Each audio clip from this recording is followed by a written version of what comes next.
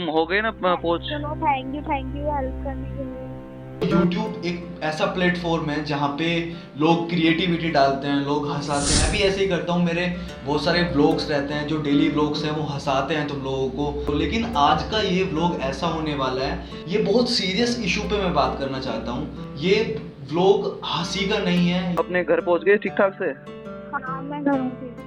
Very good very good. मैं जो shoot करता हूँ, मैं वो इसलिए नहीं शूट करता हूँ कि मैं अच्छा काम कर रहा हूँ ये तुम लोगों को दिखाऊं। मैं इसलिए शूट करता हूँ कि अगर मेरी वीडियोस को 50 लोग भी देख रहे हैं, उसमें से सिर्फ 5 लोगों ने वो चीज़ देखकर कुछ एडमायर किया, कुछ सीखा, तो वो मेरे लिए बहुत है। मैं आज इस वीडियो में बहुत ही सीरियस टॉपिक के ऊपर बात करने जा रहा हूँ। सीरियस टॉपिक वो ही नहीं होते जो कत्ले आम करे, लोग कट मर जाए या फिर किसी को हार्म करे। सीरियस टॉपिक वो भी होते हैं कि तुम एक अपनी लापरवाही के जरिए किसी की जिंदगी से खेल जाओ। इंसान जा रहा है और उसके सामने कुछ ऐसा हो रहा है जो एक बहुत ही भयानक रूप ले सकता है और इंसान उसको नजरअंदाज कर दे, वो भी एक गलती है। ये बहुत सीरियस इशू पे मैं बात करना चाहता हूँ। जैसे आम दिनों की तरह मैं अपने कंपनी से 5:30 बजे के करीब निकलता हूँ। हरिद्वार की फार्मास्यूटिकल कंपनी में जॉब कर रहा हूँ। कंपनी से घर की तरफ अपने आ रहा हूँ। जो ओवरऑल डिस्टेंस पड़ जाती है वो कुछ किलोमीटर्स की है। मैं जाते हुए देखता हूँ क्या, एक लड़की रोड के जो फुटपाथ एरिया होता है, फुटपाथ साइड में बैठी हुई थी और वो लिटरली वो रो रही थी। पहले तो मैं अनकॉन्शियस था हुआ। वो लड़की बहुत टाइम से वहां पे बैठी थी। जैसे कि ऐसी अगर सिचुएशन में तुम किसी लड़की को देखोगे तो तुम्हारे मन में क्या फीलिंग्स आएंगी कि हाँ, या तो कहीं से भागी हुई लड़की है, या फिर नशा करके बैठी है, या फिर कोई ऐसा केस है जिसके पास हमें नहीं जाना चाहिए, जिससे हमें नहीं बात करनी चाहिए, जिससे हमारा कोई मतलब नहीं होना चाहिए। वो तुम लोग नहीं सोचोगे, वो लोग सोच रहे होंगे जो चलती हुई सड़क से गुजर रहे थे। शायद इंसान थका हुआ भी हो सकता है। 8.5 घंटे जॉब करने के बाद में इंसान थक भी जाता है। इंसान को अपने घर पे, रूम पे पहुंचने की बहुत ज्यादा जल्दी रहती है, मैं जानता हूँ। लेकिन इंसान अगर किसी को रोता बिलखता देखे या फिर ऐसी अबनॉर्मल कंडीशन में देखे, तो इंसान अगर नहीं रुक रहा है, देखो रुकने की भी बात बहुत दूर है, अगर उस इंसान के बारे में सोच नहीं रहा है कि इसको क्या हुआ है, क्यों ऐसे बैठा है, तो वो इंसान नहीं है। ब्लैक उसने सूट सलवार पहना हुआ था और वो लड़की लिटरली अपना हेड डाउन करके सड़क पे बैठी थी।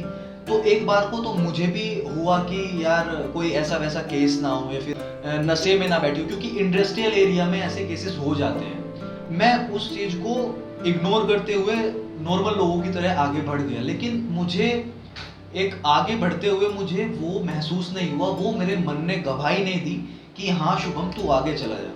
लेकिन वो कहते हैं ना, अच्छा इंसान सिर्फ गलत सिचुएशन में गलत कर सकता है, लेकिन अच्छा इंसान कभी किसी के साथ या कहीं भी गलत होता हुआ नहीं देख सकता। मुझसे सहा ही नहीं गया, तो फिर मैंने बाइक जस्ट घुमा दी और लिटरली मैं उसके पास जाकर मैंने पूछा। पहले तो मैं बहुत कंफ्यूज था, तो सिचुएशन मैं भी थोड़ा हैंडल नहीं कर पा रहा था। तो मैं उसके पास जाके मैंने पूछा। जस्ट जैसे ही मैं उसके पास गया तो वो भी थोड़ा फंबल कर गई, वो भी बहुत घबरा गई। तो मैं इससे और घबरा गया क्योंकि सिचुएशन ऐसी ही थी, वो भी अननोन, मैं भी अननोन।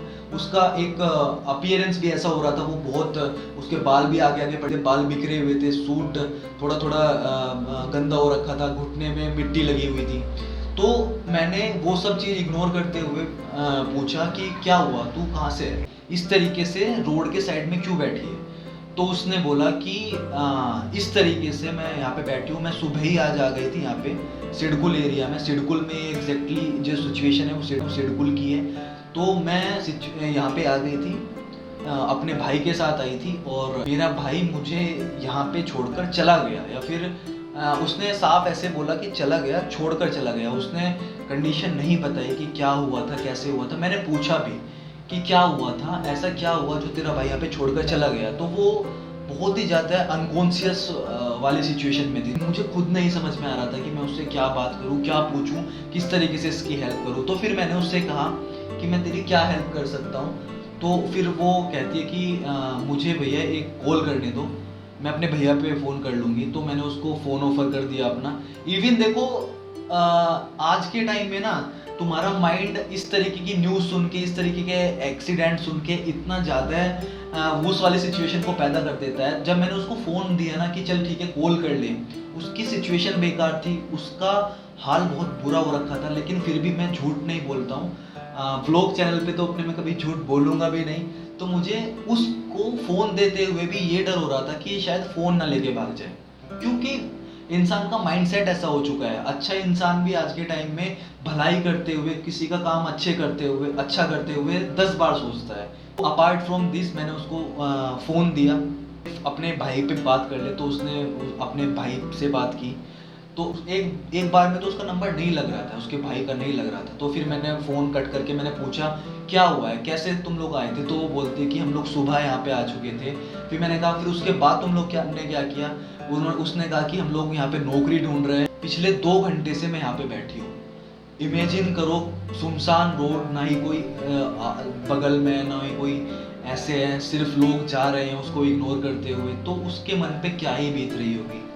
अगर मैं भी कहीं इस सिचुएशन में फंस जाऊं, या तुम लोग भी इमेजिन करो, तुम अगर ऐसी सिचुएशन में फंस जाओ कि तुम्हारे साथ कोई अपना आए, किसी पराये क्षेत्र में, पराये प्रदेश में, किसी तुम्हारे साथ तुम्हारा अपना जाए और ऐसा इंसिडेंट हो जाए कि वो तुमसे बिछड़ जाए, तुम्हें किसी चीज़ का नहीं पता होगा कि क्या करना है, तुम्हें क्या नहीं करना है। ब्रदर आ गया था? हाँ आगे रहे। कोई बात नहीं, इट्स ओके, हो जाता है। लेकिन बस थोड़ा सा वही है कि ऐसे रास्ते बेकार होते हैं कि कोई अननोन दिक्कत ना कर जाए। ये कह रहे छोड़ दूँ ये वो, मैं पर किसी के साथ गई नहीं, मैं समझ वो इसलिए मैं वहीं बैठी रही, आएगा कोई आएगा, वरना रात भी नहीं गुजरती आज से। मेरे को पता था। वो वहाँ पे क्या है ना, अननोन इधर उधर का मूवमेंट ज्यादा रहता है लोगों का। अपने ब्रदर को भी समझाना कि भाई ऐसे ये दिक्कत ना करें कभी, कोई दिक्कत नहीं है ना? तुम सेफली हो ना सब? हाँ हाँ। गुड गुड भाई, चलो अच्छा है। उसने कहा कि हरिद्वार में ही हमारी दीदी रहती है, हम लोग उसके पास आ गए थे 2 दिन पहले, लेकिन आज हम लोग नौकरी ढूंढने के लिए आए थे। पता नहीं किस तरीके से उसका भाई उससे बिछड़ गया। But it's okay, I am grateful और आई एम हैप्पी कि तुम सही से पहुंच गए। मैंने तो भैया मैं वहाँ पे 2 घंटे से बैठी हुई थी, बहुत ज्यादा रो रही थी, बहुत ज्यादा। थोड़ा आप आए, थोड़ा फिर सही सा लगा, फोन कराया, वरना मेरी हिम्मत नहीं कर रही थी किससे फोन लेने की। मैं अपने फोन से ट्राई कर दी, लगी नहीं रहा 2 घंटे से लगातार फोन। तो मैंने कहा कि परेशान मत हो। इवन मैंने उससे पानी का ऑफर किया, लेकिन उसने कहा कि हाँ भैया मुझे पानी चाहिए, पानी मैं पीऊँगी। फिर मेरे पास बोतल नहीं थी, पानी की बोतल नहीं थी। तो मैं इस चीज़ में, इस जगह ये भी नोटिस करना चाहता हूँ तुम लोगों को कि देखो, अपने साथ में पानी की बोतल हमेशा लेके चलो। कहीं अगर तुम बाहर सफ़र कर रहे हो, तुम्हें पीने के लिए भी यूज़फुल रहेगा वो। और गर्मी का टाइम है, अगर कोई ऐसा मिल जाता है इंसान जिसको प्यास लगी हुई ज़्यादा है, तो वहाँ तुम उसको पानी ऑफर कर सकते हो। मेरे पास उस टाइम पानी की बोतल नहीं थी। तो फिर उसके बाद में हमने फिर उसके भाई को ट्राई किया फ़ोन, उसके भाई को फ़ोन लग गया। उसके भाई ने उससे बात की, पहले तो मुझसे ही बात की। मैंने कहा कि भाई तेरी ये सिस्टर यहाँ पे हैं और ले बात कर। उसने फिर उसके बाद में उस लड़की ने अपने भाई से बात की, तो उससे ने बहुत रोते हुए, तड़पते हुए, वो लड़की लिटरली काँप रही थी। मैं खुद उस चीज़ को देख के इतना ज़्यादा घबरा रहा था ना कि इसको कुछ हो ना जाए। फ़ोन पे ही बात करते हुए वो रोने लगी। वो बोलते कि तू कहाँ पे है, किस तरीके से मुझे ऐसे छोड़ के गया, ये क्या तरीका है। उसने अपने भाई को सच में दिल से, उस टाइम वो लड़की चाहती थी कि मेरा भाई मेरे पास हो, मेरा कोई अपना मेरे पास हो। उसके बाद में उसका भाई बोला कि एक काम कर, तू मैं यहाँ पे हूँ और तू कहाँ पे है। उसने एग्जैक्ट लोकेशन उससे पूछी, फिर मुझसे कहा कि ठीक है भैया मैं आ रहा हूँ। मैंने कहा कि तू मेरा नंबर भी रख, कोई दिक्कत परेशानी हो तू मेरे को फ़ोन कर देना। और मैंने उस लड़की को भी बोला कि तू अपने फ़ोन में मेरा नंबर कर। और देखो लिटरली उसका फ़ोन भी नहीं काम कर रहा था, फ़ोन भी दिखाया मुझे, उसके फ़ोन से कोई नंबर नहीं लग रहा था। उसने बोला कि मैं यहाँ पिछले 2 घंटे से बैठी हूँ, सिर्फ एक अंकल रुके थे और उनके फ़ोन से मैंने भैया को फ़ोन किया, तो भैया का भी फ़ोन नहीं लग रहा है 2 घंटे से पिछले। और वो रोड कंटिन्यूसली चल रही थी, सिर्फ एक अंकल उसके पास गए थे।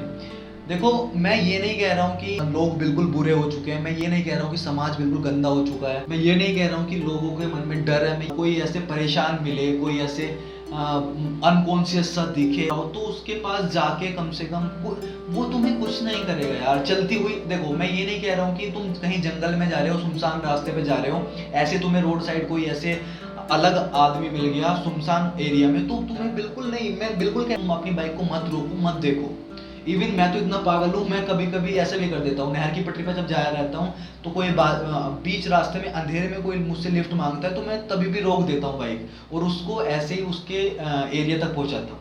लेकिन मैं तुम लोगों से ये रिक्वेस्ट कर रहा हूँ कि तुम लोग ऐसा मत करो सुनसान रास्ते पर, लेकिन कहीं रोड चलती हुई है, बिजी रोड है, कोई ऐसे एटलीस्ट जाके उससे उसकी दिक्कत पूछ लो।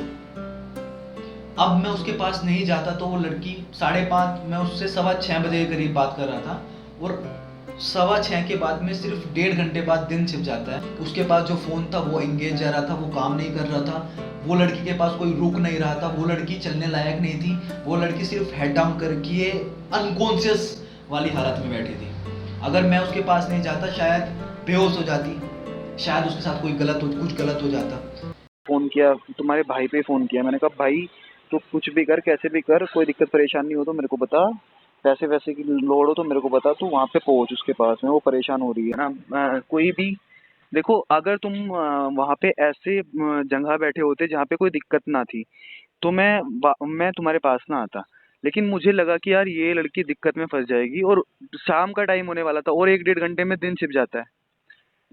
मैं तो अब तक वहीं बैठी रहती है। अगर क्यों बैठ उस लड़की को तब उसका भाई मिल गया तो उसके फ़ोन में जो मैंने नंबर दिया था कि तुझे कोई दिक्कत हो तो मुझे फ़ोन कर लेना, तो उस लड़की का 8:30-9 बजे के करीब फ़ोन आता है और उस लड़की ने लिटरली बहुत कुछ ऐसा बोला जो मेरे मन को ऐसे छू गया ना। मुझे ऐसा लगा कि यार मैंने पता नहीं कितने जन्मों तक का, कितने टाइम तक का एक अच्छा काम कर दिया है। एक ऐसा लेवल था आवाज का कि मानो उसको नया जीवन मिल गया हो आज। उसने ये सब बातें अपनी मम्मी पापा को भी बताई। उसकी माँ को जब ये बातें सुनने में आई होगी तो उसकी माँ के दिल से कितनी सारी दुआएं निकली होंगी, वो तुम लोग भी फील कर सकते हो। माँ ने जिस बच्चे को पाल पोस के बड़ा किया है इतने अरमानों से, वो अगर पाल पोस के बड़ा होने के बाद भी उनकी विपरीत काम करे, वो बच्चा फिर भी उनके लिए प्यारा होता है। वो बच्चा फिर भी, माँ सिर्फ 2 मिनट के लिए, 5 मिनट के लिए नाराज हो सकती है, माँ क्या बाप भी अपनी औलाद से कभी इस तरीके से नाराज नहीं होते, रूठते नहीं। तो तब उस लड़की ने अपनी माँ से, बाप से बताया होगा आज का किस्सा, आज की कहानी, तो उनको कितना प्राउड फील हुआ होगा मुझ पर। मुझे बता देना होगा ऐसे ऐसे हो गया था। अरे ओके ओके। तो बोली मम्मी अच्छे इंसान है ये, वो बस मैं हेल्प कर दी, वरना ऐसे कोई नहीं करता, कोई भी छोड़ के चला जावे।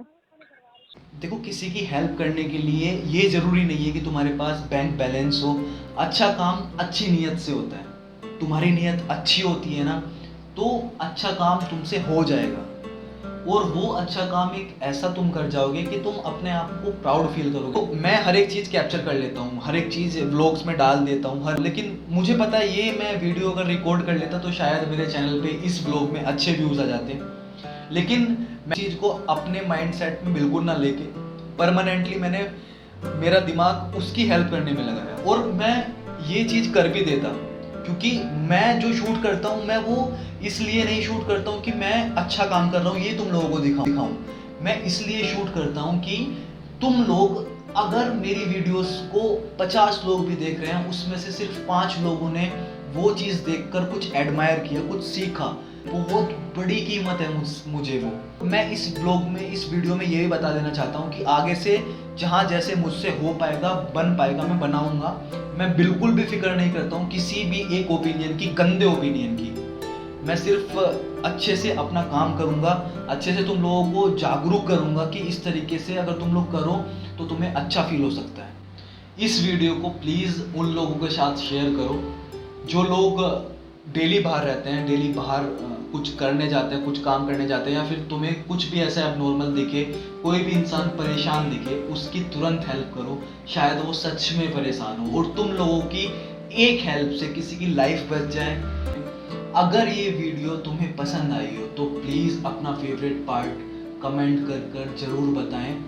और मैं सिर्फ इस वीडियो को बनाने के बाद में मेरा ये मकसद था कि आगे मैं अगर कुछ ऐसा अप्रिशिएट वाला काम करूंगा। मैंने ये वीडियो इसीलिए नहीं बनाई क्योंकि कल के टाइम में यार बहुत सारे लोग अगर चैनल पे आएंगे तो वो देखेंगे तो वो कुछ अलग मतलब भी निकाल सकते हैं कि व्यूज के लिए कर रहा है, कि सिंपैथी ले रहा है। देखो मैं सिर्फ कुछ भी इस चैनल पे कंटेंट डालता हूँ सिर्फ तुम लोगों को दिखाने के लिए, तुम लोगों को सिखाने के लिए, और सिखाने के लिए भी नहीं। मैं इतना बड़ा मास्टर, इतना बड़ा ज्ञानी नहीं हूँ। तुम लोग अपने मम्मी पापा, अपने अध्यापक, अपने टीचर से भी बहुत कुछ सीख सकते हो, लेकिन प्रैक्टिकली वे में मैं क्या फील करता हूँ, किस तरीके से कोई चीज़ अच्छी हो सकती है, वो मैं तुम लोगों को सिखाने दिखाने की कोशिश करता रहता हूँ। वो मैं हमेशा करूँगा। इस चैनल को मैंने दिल से बनाया है, दिल से मैं इस पे हर एक मोमेंट शेयर करूँगा। मैं कोई भी गलत ओपिनियन का बिल्कुल भी परवाह नहीं करता हूँ। अब कुछ भी अगर मेरे साथ ऐसा इंसिडेंट होगा, इस तरीके से होगा, मैं बिल्कुल रिकॉर्ड भी करूँगा, बिल्कुल व्लॉग्स में, वीडियोस में डालूंगा भी। लेकिन ये वीडियो अगर तुम्हें कुछ भी अच्छा लगा हो तो प्लीज़ अपने दोस्तों के साथ शेयर करना, और अगर चैनल पे नए आए हो तो सब्सक्राइब करना।